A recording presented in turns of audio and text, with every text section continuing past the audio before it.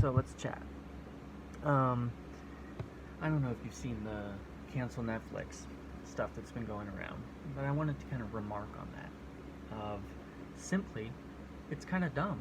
That's kind of my mindset on it. And I understand the moral apprehension or revulsion that's created by the way the girls in a specific documentary they just started airing, the reason that people are upset about that, how just reprehensible that is.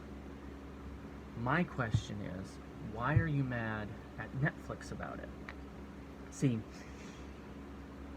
this is the same Netflix that just a couple of months ago released American Gospel, which just every conservative Protestant Christian that I personally know was in love with. They couldn't sing its praises enough. I saw Bible studies forming around it, discussing it, Facebook groups arising to discuss stuff, the content that was in there, Protestants using it as a jab in the eye of Catholics and Benny Hinn and just all those, like over and over again. They could not stop talking about that.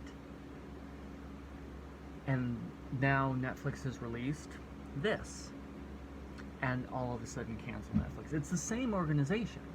Realize that. It's the same organization that produced both of those things. It's also the same Netflix that released like Rust Valley Restorers and all those art shows, cake shows, cooking shows that people love and adore. It's the same Netflix. It's the same Netflix that releases all those behind the scenes of the drug trafficking and the moonshining and the human trafficking, all those weird documentaries where they follow the guys into the mask and the voice alterations or whatever, voice disguising while they're going around and they're pimping out girls and stuff. It's the same Netflix. And yet, when that was released, no one was cancel Netflix because it's normalizing drug trafficking, that it's normalizing prostitution, that it's normal. Like, nobody was saying that because they realized it was a documentary showing something that exists outside the realm of that documentary. It exists, so they pointed some cameras at it and let us see into that in a more clear way than we had seen before.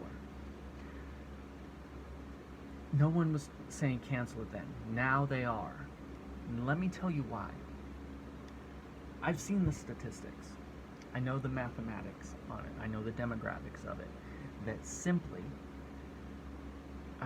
40-something% of sitting pastors having viewed pornography or pornographic material in the last week. And some 60 to 75% of weekly churchgoers that have viewed pornographic material within the last week. I've seen the data. I know what it looks like. And I've seen so many teenagers brought into my office that they've been caught with having stolen often their parents' material, but now it's smartphones in everyone's pocket. That's how people get to it now. That everyone is obsessed with pornography. And I can also tell you the statistics on what they look for. And quite frankly, I certainly hope, with everything inside of me, I certainly hope that all the people that are saying that they should cancel Netflix because of this, I certainly hope that none of you in the last 7 days searched for barely legal, barely 18, tween, whatever, any of that kind of, that garbage dolled up to make her look younger than she is, maybe even is exactly as young as she looks, pornography. I certainly hope that's not you. But, like I said, I've seen the statistics. I know what they look like, and I can guarantee at least half, not only half, but the reason that you're actually upset with this is not that you're morally repulsed by the way those girls are being treated. You're mad that everyone else is now looking in the same direction that you were. That's the actual reason that you're upset. And I can feel it, like you are feeling even more anger just listening to me talk about it, because the reason that you don't want people to talk about that is because you feel the guilt, shame reflecting off of it onto you because of what you've been consuming. That's the real reason. See, nobody got upset with Boston Globe when it exposed the Catholic Church and what it had been doing to children and how it had been covering it up. Nobody got upset with the Boston Globe for doing that. In fact, they were heralded as heroes for shining a light on something that had been going on that needed to stop. They were respected for it. And the same thing, like Dateline or John Stossel cut his teeth in journalism doing consumer reporting over so many fake hoaxes and things like that, but some of them that were real. And simply, they were respected more for shining light on scams and attempts to steal people's money and steal people's children and to steal all of that. They're respected more for bringing light onto that. Not less. Not cancel Dateline. Not cancel the Boston Globe for talking about something that needed to be discussed. That's what I'm getting at. So, what this reminds me of a lot is the cancel or the boycott Sony hashtag that emerged about a year ago-ish. It's been a while, when Sony and Disney were in negotiations about the kind of long-term earmarks for where the money would go from the millions and millions of dollars that would be earned by having Spider-Man in the MCU. And it was set up like this. They had a contract, and Disney's wanting to restructure that contract so they can get more money out of Sony from Sony's share. Sony's no, and trying to pull its character back in because it's the only leverage it had.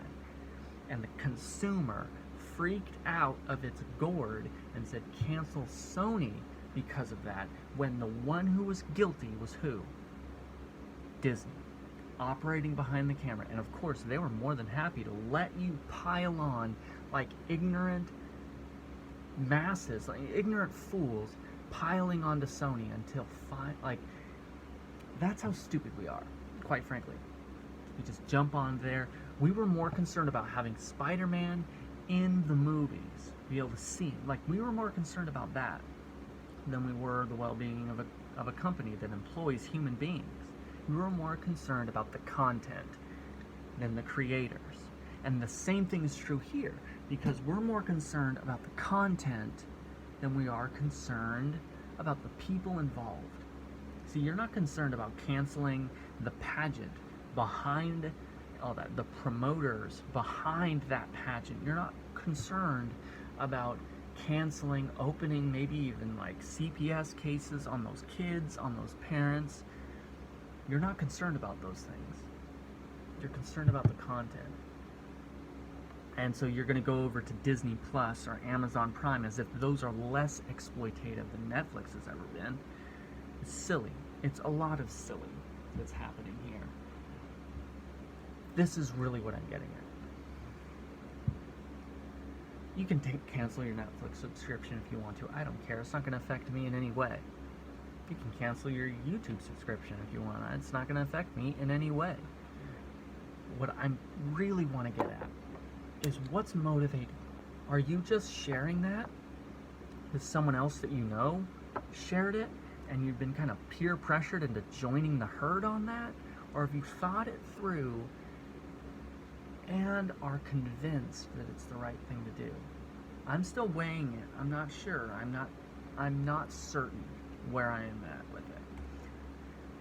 I'm still weighing those options because there's other stuff about Netflix that I'm not super happy with as well. It's like expensive for one thing, and we got tight bills.